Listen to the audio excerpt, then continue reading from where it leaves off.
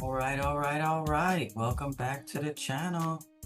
So we're gonna get started. Take a look at this Milky Way real quick. I posted something about it. It's called the Galactic Circle. And Francis Rollingston book said that it's the returning way. And so the Greeks got it a little twisted with the lactic and galactic. But we're told in the Holy Megillah that Gilgal means wheel. And we're going to jump over there really quick because this is the month of eternal life on the Nasarean calendar. And the angel for the branch force of eternal life, her name is Wheel. And so we'll read about that. She's the very first calendar maker too. And I want you to know that all of the studying into the stars is really, that's my purpose, is to find the information that was left by Gilgalah, because she helps us. You'll see, we're going to read, because this is about eternal life. And this wheel is called the required wheel of reincarnation. So we're missing a lot of information in our culture. We don't know about reincarnation, and really the study of the stars, the naming of the stars, and all of that was for those purposes, I truly believe. Okay, so especially because the very first calendar maker recorded in the Nasarean Bible went on to become the angel of eternal life, so that connects it all for me in my mind. And that's what my purpose is to in studying the stars, is to learn exactly where am I at in my eternal life process, so that I can get the things and obtain the things that I came here to get, and move on to my next part of my spiritual evolution, right? So just wanted to say that. Now let's jump over to the Megillah and read about Gilgal-AH, the wheel. So here we are. This is from Nazarene Book of Genesis, chapter 21. Very interesting. It's about the chief cherubim of the Essene tree of life. I'll scoot up to the title really quick for you. This is the revealing of the names of the chief cherubim of the tree of life for this world. And one of the most exciting things in this Holy Megillah is it explains to you that before you become a cherub, you're a human. And so on this world anyway. And so all of these people were born just like we were. They grew up and they ascended after this incarnation. And so, okay. So we'll start at verse 59. Tells us that the fourth child of Abdiel and Ishshah, a daughter named Gilgalah, after ascending to El-Cush, became the angel of eternal life. Behold, Gilgalah means wheel. And this was a perfect name for her, for the angel of eternal life is the gate master of the wheel of constellations. And that wheel is Ha-Opham Ha-Gilgal, the revolving wheel. Yea, this is the wheel of times, seasons, and cycles. Okay? And it says that Gilgalah was born to become that angel, for she was the first master astrologer and calendar maker of the Nasareans. Okay? And so her ministry is to help us make progress on the wheel, and that one day we shall transcend the wheel and join Jah in heaven most high. All right. So it's a lot to it. It's just not a bunch of sparkly lights up there. We need to learn all we need to know about the message that all of these stars hold. And so now I know too why astrology has been corrupted. They want us to stay trapped. They don't want us to transcend this wheel. And so it's really important, this work, this information, taking it back as far as we can. One of the things that Francis continues to repeat is that astrology, the naming of the stars, goes all the way back to the Garden of Eden. This is Francis Rollingston's book. I was able to find a download. She actually says here that it has been proposed to substitute a kind of survey of the heavens where lines and angles take the place of those figures, okay? And we're going to do that right now. She says that, and should we do this, the message these figures were intended to transmit will not be less impressive, okay? Because it does speak without the figures, because a lot of the pictures, she says, are already disguised and modernized. The object of her work is to show that the combined testimony of tradition and ancient writers, and from the meaning of the yet extant ancient names of stars and emblems, that they were invented to transmit the earliest and most important knowledge possessed by the first fathers, and we know mothers too, of mankind. Okay.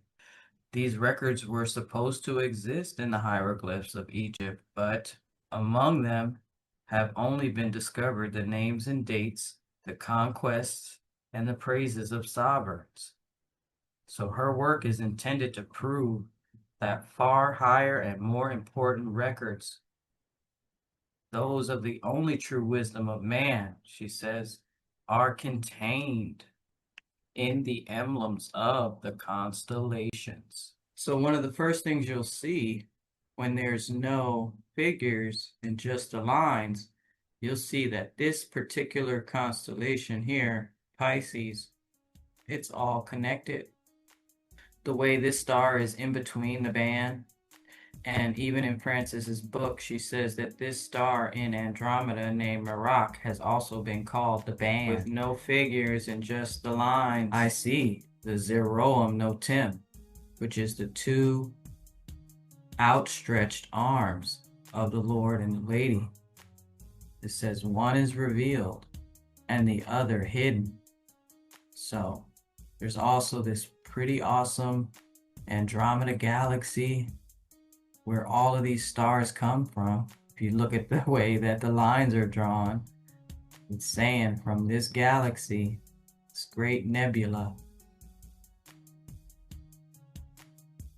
comes all of these stars. Beautiful story too. In the Holy Megillah about the Nasarean priesthood. But all these names, Francis says, in this square are connected to Aquarius. And you see what I see? I see the square and the compass. So that Masonic symbol, I'll let you look at it. They got a lot of those different versions of it. This one has got a triangle engulfed in the band and it's flipped upside down. This might be actually sealing up the knowledge if you think about it, right? Well, this Masonic square and compass, I've been flipping it around to try to show you guys what they've done. Now this is the way, this is the original way they have it. And doesn't that look like the band and the square? And it's pretty telling because it is one whole constellation, according to Francis. And so you wouldn't separate the square from the compass, you know? But okay, there's some more stuff I see. And I'm gonna just show you the pictures again because these pictures,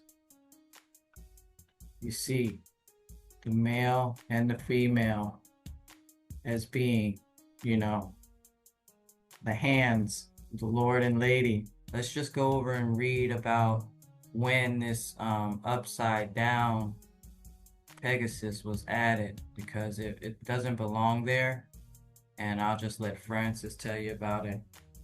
Okay. All right, so this is taken out of Francis's book as well. We're reading about the Southern Cross, and it's pretty interesting. I'm gonna scroll down a little bit because she's talking about the Southern Cross, and that's where she ends up telling us how Pegasus was drawn in there.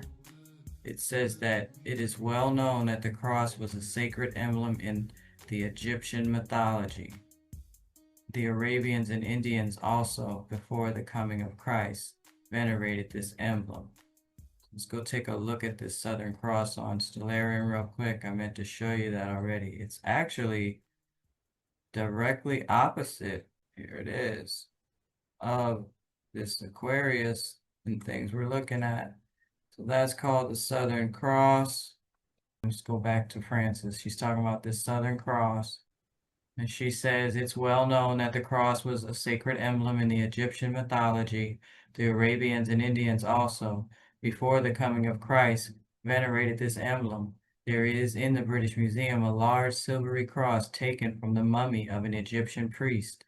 Sozomenes, AD 443, relates that there was found in the temple of Serapis a sign of the cross surrounded by hieroglyphics, which meant the life to come. The last letter in the Hebrew alphabet, Tav, was originally in the form of a cross, and its name means boundary, limit, finishing, as in Genesis 49:26, as of the Messiah's work, as when he said, "It is finished." The cross, I always wondered where that came from, right? Now we know that the symbol of the cross also came from the sky. She says, though, that when this constellation began to sink below the horizon in the north temperate zone, and its form was no longer apparent, its memory seems there to have been lost, and its place among the deacons to have been supplied by the division of some other emblem. Ptolemy substituted the half horse to make up the number of the constellations to 48, an injudicious contrivance still preserved on our globes, threw into confusion the original arrangement of the 3 deacons to each sign. This is some alchemy, 3 deacons to each sign that got all messed up when they divided and added Pegasus. This and this is one constellation. And if we only had the lines, we would see that that one constellation is connected with this constellation. Like we see Aquarius is laying down, the horse is laying in this river, and all of it is connected, like Francis said. So pretty interesting that you got the divine feminine and the divine masculine connected in this square, which is the foundation of the very first heaven. In the Megillah, it says that on the roof is written friendship. So this is kind of like the sign of the builders, because you have to have the 4 pillars of discipleship in order to reach the first heaven. And I love how it is also looks like 2 arms. This does look like the foundation is a figure of a body with the 2 arms of the priesthood, the Lord and the lady. Hope you could see it. They're called Zeroim Notim in the Holy Megillah. That says outstretched arms, and it is pointing like it's coming down into this band of this ascending and flowing into the river of Aquarius. I'll show you. You can see it real good on this map of the universe. The fish are swimming down across the sky into the urn, back out down to this foamahawk mouth of the fish, and back up. And so that's what it's all about. And I don't want to beat a dead horse, but that's what this horse is. There's no reason for him to be there, according to Francis. And that Pegasus is actually a deacon of Aquarius. And she also said all of the stars in this are named underneath Aquarius. And they mean the water bearer, and to and fro and flowing. It means all that. And so, okay, so this is where we were reading from back in Francis's book. We're at the preface. I really am going to read as much of this book to you as I can. We were right here where she said that it's intended in her work to prove that there's far higher and more important records. Those of the only true wisdom of man are contained in the emblems of the constellations. The agreement of the figures will be shown with the types used by the holy prophets, who have been since the world began, in their predictions of him first promised to Adam as the seed of the woman and the conqueror of the serpent.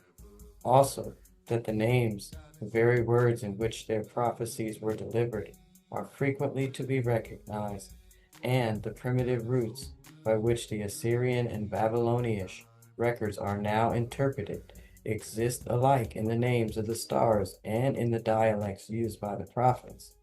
These names and the ideas conveyed by the figures are traced in the mythology of the nations, and it will be shown from the confusion and incongruous use they are made of them that the fables were invented from the constellations. She says, and not the constellations from the fables.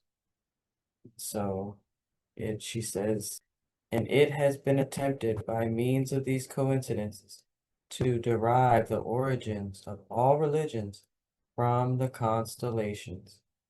But no reasons have been given why the constellations should be thus figured and thus named. In this work, such reasons will be brought forward, and adequate cause assigned in the revelation made to Adam and recorded by the subsequent prophets for the invention of these names and figures, their origin being sought in the religion given by God, and in their perversion being found the origin of the false religions set up by man. Yes, Francis, we are seeing that. Well, I know I am seeing that. And here, look at this is how it starts. She has questions to which it is generally believed that there is no certain answer to be given, tradition or conjecture being all that is ever alleged. So she has a couple of charts here. Who was the inventor of astronomy? When was it invented and where? And then all of the traditional answers, and then the answers given in her and by this explanation. It's pretty interesting.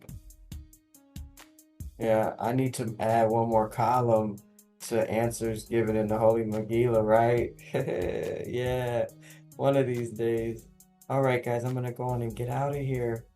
But this is a lot of good juice if you want to drink. Just I found the download, so it's free too. Check it out. All of this stuff from the 1800s is free. You know, yeah, it's been buried underneath all of this crap. But all right, thanks for watching. I'll be back soon. Stay tuned.